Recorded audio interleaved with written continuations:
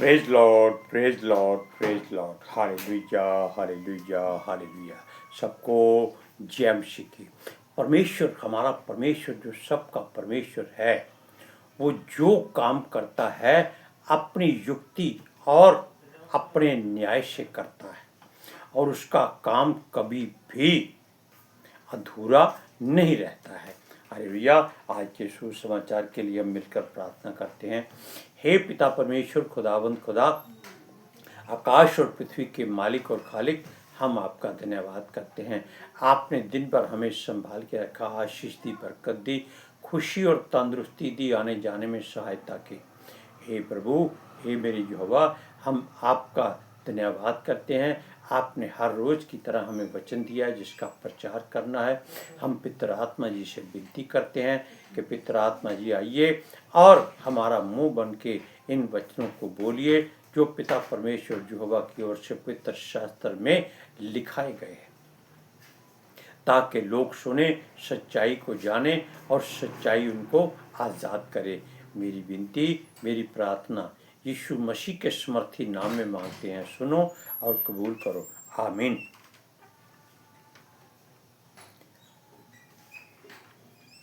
हमने आपको एक लेख में बताया था कि यहोवा अगर किसी को नाश करना चाहता है, उसके कामों से वो आनंदित नहीं है, प्रसन्न नहीं है, तो वो उसको पहले ऐसा उभारता है, उसके घमंड को इतना बढ़ा देता है कि वो संसार के ऊंचे से ऊंचे पहाड़ से भी उसको ऊंचा कर देता है। हालेलुया। अब आप जानते हैं कि यहोवा परमेश्वर ने अशूर की जो कौम है, जाति है, या उसका राजा है जिसका नाम सन्हेरीब है, और या जो भी और कोई राजा उसकी अशूरियों का है, शुरू से लेकर अंत तक वो सब अशूरी जाति से वो घृणा करता था, क्योंकि ये लोग अपने मूर्ति पूजा और देवताओं पर घमंड करते थे। ये दूसरों के देवताओं और ईश्वरों को तुच्छ जानते थे। इसीलिए परमेश्वर ने अपनी युक्ति से इसको ऐसा उभारा कि अपने ही लोगों पर इसको राजा ठहरा दिया, ताकि वो इसकी व्यवस्था के आगे झुककर इसके कामों को देखें और इसका भय माने और परमेश्वर की ओर मुड़ जाएं।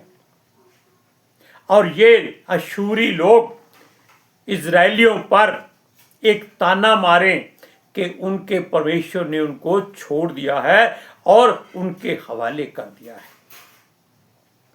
लेकिन परमेश्वर जानता है कि उसकी युक्ति क्या है। हमने बताया कि उसने अपने लोगों के ऊपर इसको उपद्रव करवाया, ताकि वो लोग इजरायलियों पर अत्याचार करें, यरूशलेम पर अत्याचार करें और इनको अपने यहोवा की याद आए। अब उसके बारे में हम ये कहते हैं कि यहोवा ने ये भी बात कही कि वो अशूरियों का नाश करेगा। हम आपको आज ज्यादा वचनों को पढ़कर सुनाएंगे ताकि आपके हृदय में परमेश्वर की सच्चाई पता चल जाए कि परमेश्वर कैसे काम करता है। सुनिए, यशायाह की पुस्तक उसका 14वां अध्याय और उसकी 24 से लेकर 27वीं आयत तक हम आपको पढ़कर सुनाते हैं। जरा ध्यान से सुनिएगा। कहता है, सेनाओं के यहोवा ने यह शपथ खाई है, निस्संदेह जैसा मैंने ठान लिया है वैसा ही हो जाएगा, और जैसी मैंने युक्ति की है वैसी ही पूरी होगी, कि मैं अशूर को अपने देश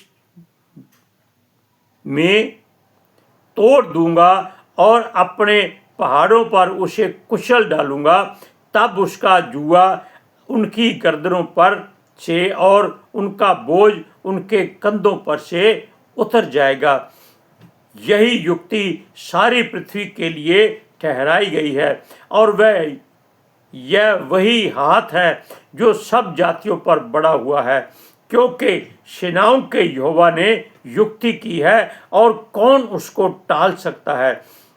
उसका हाथ बढ़ाया गया है, उसे कौन रोक सकता है। अब आप जान लीजिए कि परमेश्वर का सोचना, हमारा सोचना कितना अंतर रखता है। उसने मिस्र के लोगों को सजा देने के लिए इजरायलियों को उनके अधीन कर दिया, और वो 430 वर्ष तक उन पर हुकूमत करते रहे। उन्होंने बहुत बुरा हाल किया, इतना किया कि वो लोग चीख चीख कर यहोवा की दुहाई देने लगे कि हे खुदा, हे पिता, हमको इनके जुल्म से छुटकारा दे। तब परमेश्वर ने उनको भी ऐसे ही अच्छी तरह से सत्यानाश किया था। हालेलुया। और वहां ऐसे चमत्कार दिखाए थे जो इजराइल के लिए एक आने वाली पीढ़ियों तक के ख्वाब बन गए थे, एक डर का और खौफ का कारण बन गए थे। हालेलुया। अब आपने इन वचनों को सुना कि ये सब कुछ यहोवा की युक्ति से ही होता है। इसलिए अब आप जान लीजिए कि जो लोग यहोवा को मानते थे, आप यानी कि आज के युग में वो अपने आप को ही ईश्वर परमेश्वर कहने की हिमाकत कर रहे हैं, और वो मूर्ति पूजा कर रहे हैं और गैर जातियों के साथ मिलकर उनके कामों में शरीक हो रहे हैं, और जो परमेश्वर को पसंद नहीं है। इसलिए उसने गैर जातियों को, आपको और हमको, इनके ऊपर न्याय ठहरा दिया है। जानते हैं आप क्यों? ताकि हम लोग उन लोगों से बढ़कर परमेश्वर की आराधना स्तुति करें और परमेश्वर की निगाह में एक उत्तम कौम बन जाएं, ताकि जो चुने हुए उत्तम लोग थे वो घबराकर फिर से मुड़ जाएं और यहोवा की दुहाई दें। और ये समय बहुत कम है, क्योंकि परमेश्वर का बेटा जल्दी आने वाला है। सूरज प्रमाणी आपको हर बार इस बात से चौकन्ना करता है कि आप उसके वचनों को अपने हृदय में भरें, यानी कि केवल पढ़कर प्रचार ना करें, इसको अपने हृदय में अपने लिए पढ़ें, ताकि आप उसके लोगों से जो पहले चुने हुए थे ज्यादा परमेश्वर की निगाह में उत्तम हो जाए, और वो आपसे कहे, आओ मैं आपको पुकारता हूं, आओ मैं आपको आवाज देता हूं, मुझे पुकारो, मैं आपके सामने उपस्थित हूं। ये सूरज प्रमाणी का प्रचार करने का तरीका है। हालेलुया। अब और बात सुनिए, हमने ये बात वचन आपको पढ़कर सुनाए हैं कि उसने जो चाहा वैसा किया है, क्योंकि वो चाहता है कि मैं अशूर को अपने देश में तोड़ दूंगा। तोड़ने का मतलब है उसको ऐसा घबरा देगा, ऐसा उसको नुकसान पहुंचाएगा कि वो दोबारा उठने के लायक ना रहेगा। हालेलुया। अब आपको हम एक वचन पढ़कर सुनाते हैं, दो वचन, यशाया की पुस्तक उसका 30वां अध्याय, उसका 31 और 32वां वचन सुनिए ध्यान से।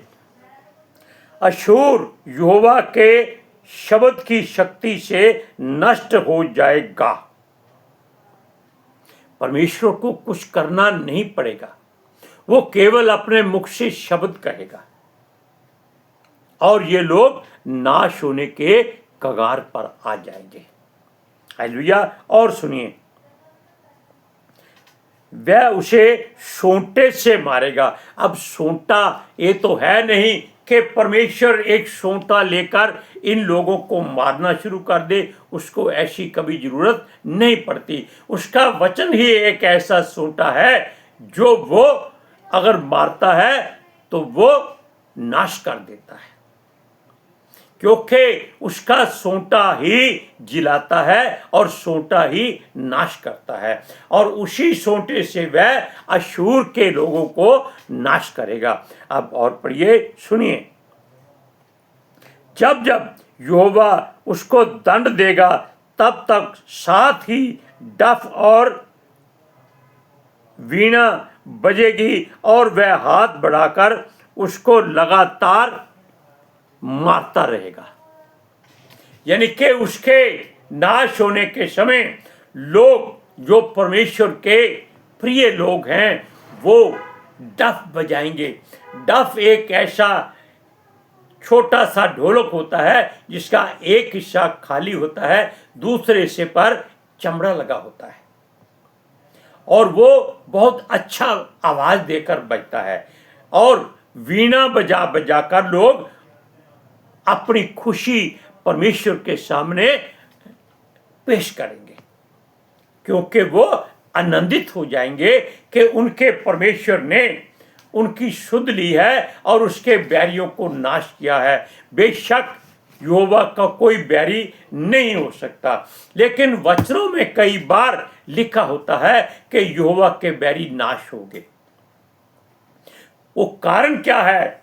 यीशु मसीह ने अपने वचनों में कहा था कि जो लोग उसकी आराधना स्तुति करते हैं उनसे वो पूछेगा कि तुम लोगों ने मुझे भोजन नहीं कराया, तुम लोगों ने मुझे वस्त्र नहीं दिए, तुम लोगों ने मेरी सुध नहीं ली, तुम लोगों ने मेरी बीमारी में मुझे दवा दारू नहीं किया, तुम लोगों ने मेरा ध्यान नहीं रखा। और वो कहेंगे, क्या परमेश्वर, हमने कब तुझको ऐसा नहीं किया? हमने तो बहुत काम किए हैं, हमने तेरे नाम से दुष्ट आत्माएं निकाली हैं, हमने बड़े बड़े प्रचार किए हैं, लाखों लोगों को इकट्ठा करके उनको वचन सुनाया है और उनसे करोड़ों रुपया कमाया है। परमेश्वर, हमने सारे काम किए हैं। वो कहेगा, कुकर्मियों, मेरे पास से दूर हो जाओ। और ये लोग वही होंगे। लेकिन जिनसे वो कहेगा कि तुमने मुझे खाना खिलाया, तुमने मुझे पानी पिलाया, तुमने मुझे वस्त्र पहनाया और तुमने मेरी बीमारी में सुध ली, तुमने मुझे बड़ा आदर सत्कार दिया, वो कहेंगे, प्रभु हमने कब ऐसा किया? हमने तो तुझे कुछ नहीं किया। वो कहेगा कि तुमने मेरे लोगों के साथ जो ऐसा किया वो मेरे साथ किया है। हालेलुया। इसीलिए ये वचन परमेश्वर की ओर से हैं कि जब जब यहोवा उसको दंड देगा तब तक साथ ही डफ और वीणा बजेगी और वह हाथ बढ़ाकर उनको लगातार मारता रहेगा।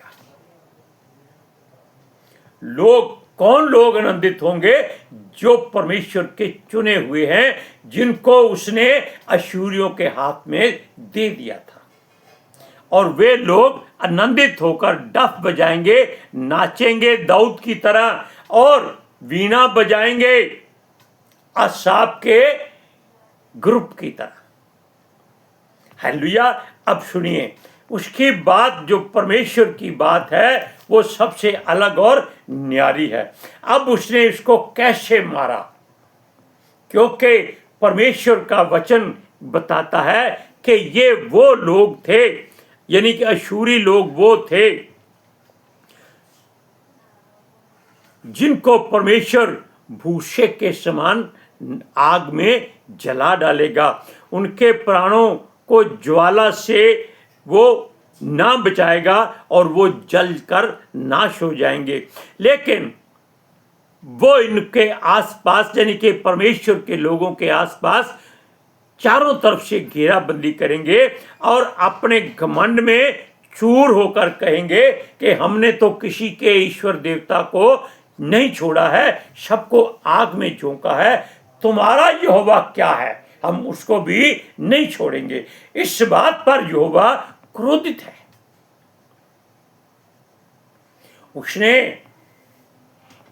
अशूरियों के राजा सन्हेरीब को, जो ऐसी बातें परमेश्वर के विरोध में कहता था, ये कब की बात है? जब हिजकिय्याह राजा के देश को उसने चारों तरफ से घेरा हुआ था, और ये परमेश्वर की एक युक्ति थी कि वो अपनी सारी सेना लेकर उसको घेरे, और ये कई महीनों तक घेरे रहे, और यहां तक घेरे रहे कि खाने के लिए इनके पास कोई भोजन ना रहा।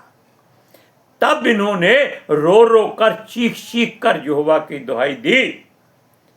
लेकिन परमेश्वर तो पहले ही इस बात को जानता था कि उसने अशूरियों का नाश करना है, इसलिए उसने अपने लोगों के आसपास अशूर के राजा की घेराबंदी कराई है, ताकि वो अशूर को इस क्रोध में नाश करे कि वो उसके लोगों को तंग कर रहा है। हालेलुया। और वो यहोवा के विरोध में भी बातें कर रहा है, इतना घमंड उसको आ गया है। और ये लोग जानते थे कि जिन देवताओं ईश्वरों को उसने नाश किया था, वे सब केवल मनुष्यों के हाथों की बनाई हुई ही कारीगरी थी, और उनमें से कोई भी ईश्वर या देवता नहीं था। हालेलुया। और ये उनके बनाए हुए देवता और उनकी खोदी हुई मूर्तें थी, जिन पर ये लोग घमंड करते थे कि उनके देवता सारा कुछ कर रहे हैं, जबकि यहोवा परमेश्वर जो सृष्टि का सृजनहार है, सृष्टि का करता है, वो जानता है कि इन लोगों को उसी ने भरमाया है ताकि वे परमेश्वर के विरोध में बात करें और उसको अवसर मिले और वो इनको नाश करे। अब नाश करने का क्या तरीका था, सुनिए।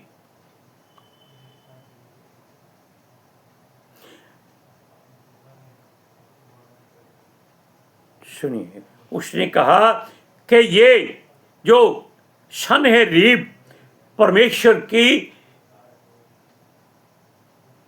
क्या कह रहे हैं, बेइज्जती कर रहा है, इसको कैसे मारना है? बड़े आराम से, ऐसा कि ये दोबारा सिर ना उठा सके। हालेलुया।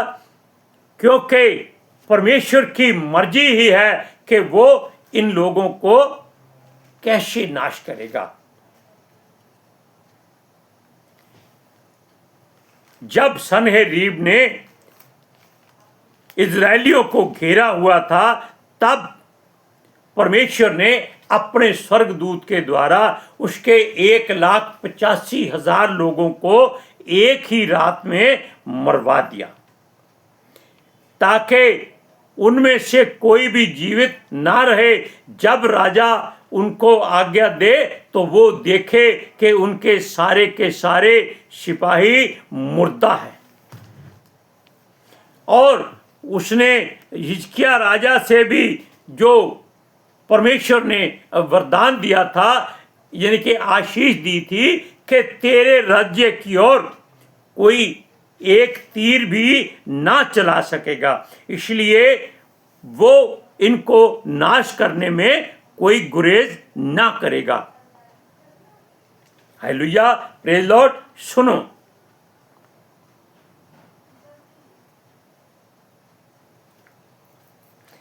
ये बातें हम इसलिए बताते हैं कि परमेश्वर का क्रोध कैसे बढ़ता है और किन लोगों पर भड़कता है। ये लोग कुछ भी करें, लेकिन परमेश्वर के आगे ये कुछ भी नहीं है। इसके लिए राजा हिजकिय्याह को परमेश्वर ने इस बात की तसल्ली दी कि ये जो तेरे विरोध में उठे हुए हैं, इनको परमेश्वर एकदम से नाश कर डालेगा। अब हम आपको बताते हैं कि आप इन बातों को अपने हृदय में रखिए, ताकि आप जान लें कि परमेश्वर की युक्ति क्या है और क्या वो चाहता है और क्या वो कर सकता है। Hallelujah, praise Lord. क्योंकि संसार में कोई भी ऐसा ईश्वर देवता नहीं है जो परमेश्वर का विरोध कर सके।